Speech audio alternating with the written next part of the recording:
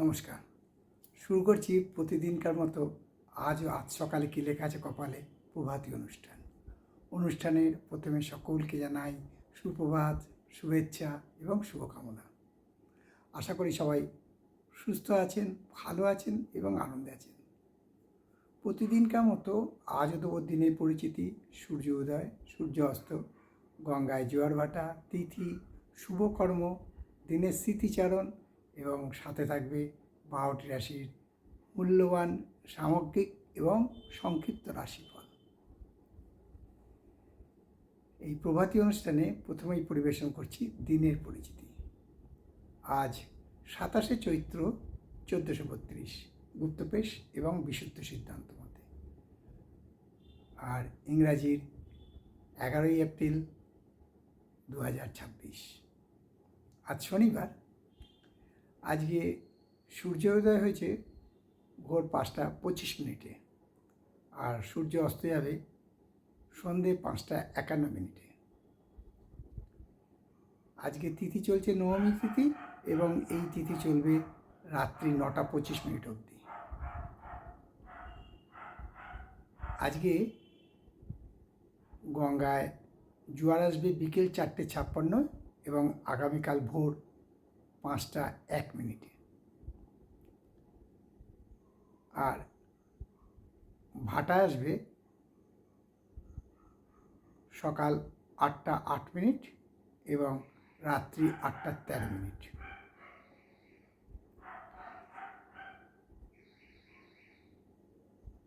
আজকে শুভকর্ম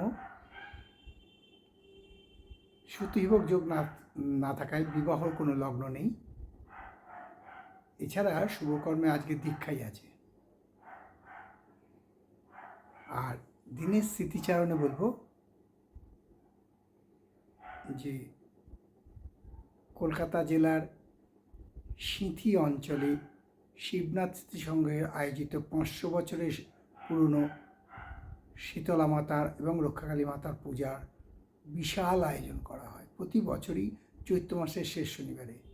এবছরও তাই হয়েছে এবং আজকে আপনারা যদি সেই অনুষ্ঠান দেখানোর চেষ্টা করব ভিডিও করে, যখন পুজোটা হবে তখন আপনাদের ভিডিও করে দেবো। গতকাল রাত্রি 12:30 থেকে ডালা নেওয়া শুরু হয়েছে এবং আজকে সকাল 9টা অবধি ডালা নেওয়া হবে। কয়েক হাজার লোক, কয়েক লক্ষ লোকের ভিড় হয়।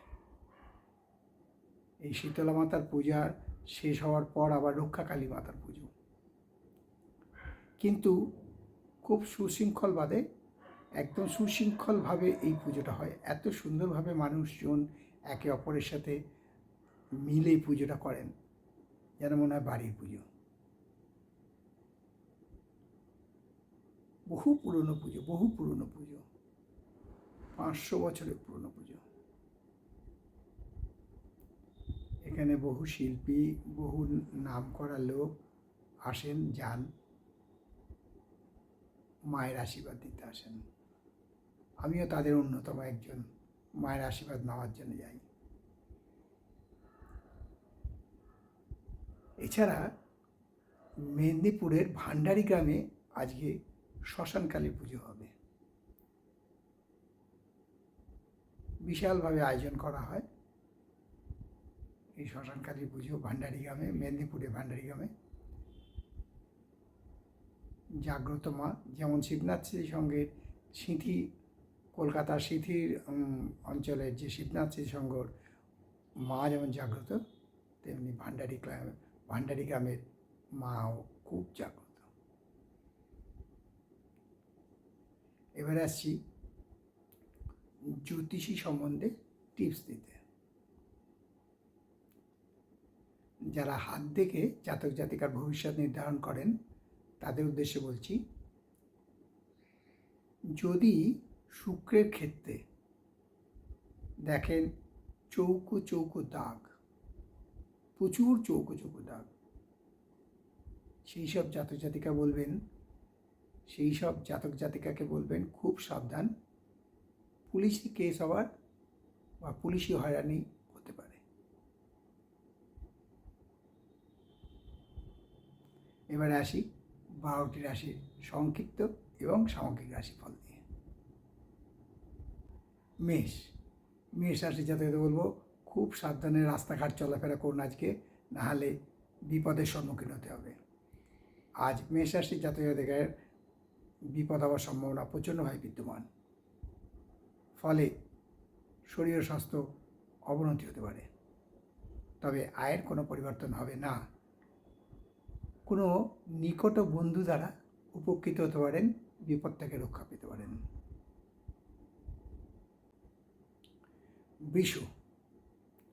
বৃষ রাশি জাতকদের বলবো যে এক্সপেকটেশনটা করেছিলেন, যে আশাটা করেছিলেন, আজ সেই আশা ফুলফিল হবে না। অর্থাৎ আমরা বাংলায় যাকে বলি আশা ভঙ্গ হওয়া, সেই হতে পারে। তবে শরীর স্বাস্থ্য ভালোই থাকবে, আয়ের কোনো পরিবর্তন হবে না।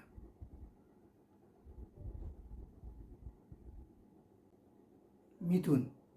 মিথুন রাশি জাতকদের বলবো যে আজকে বিনা কারণে চিন্তা বৃদ্ধি পাবে, বিনা কারণে চিন্তা বৃদ্ধি পাবে, ফলে মানসিক উদ্বেগ বৃদ্ধি পাবে। শরীর স্বাস্থ্য মোটামুটি থাকবে, কিন্তু যাদের উচ্চ রক্তচাপ বা সুগার আছে তারা সাবধান। তবে আয়ের কোনো পরিবর্তন হবে না।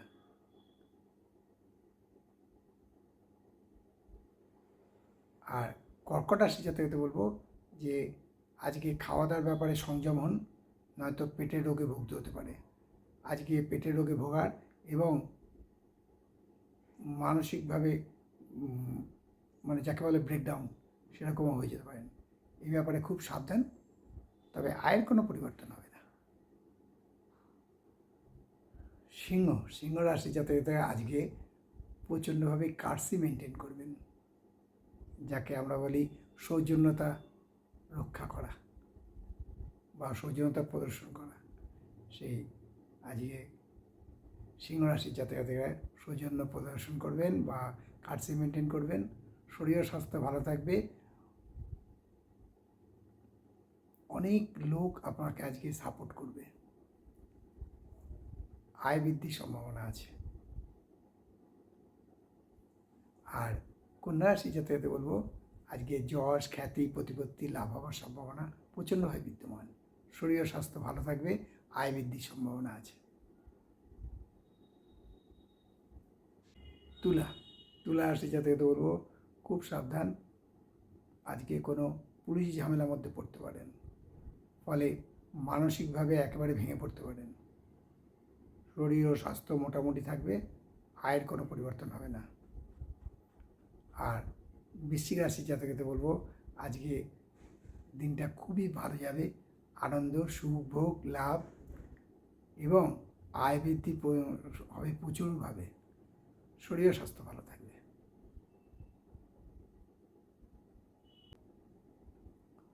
ধনু। ধনুরাশির জাতকদের বলবো আজকে প্রপার্টি বৃদ্ধি হবে, অর্থাৎ সম্পত্তি বৃদ্ধি বা বৈষয়িক সম্পত্তি বৃদ্ধি, যেটাই বলুন। শরীর স্বাস্থ্য ভালো থাকবে, মানসিক শান্তি বৃদ্ধি পাবে। আর মকর রাশি জাতকদের বলবো অনেক দিনের মনের আশা আজ পূর্ণ হওয়ার সম্ভাবনা প্রচণ্ডভাবে বিদ্যমান, ফলে মানসিক আনন্দ বৃদ্ধি পাবে। শরীর ও স্বাস্থ্য মোটামুটি থাকবে এবং কোনো নিকট বান্ধবী দ্বারা উপকৃত হতে পারেন।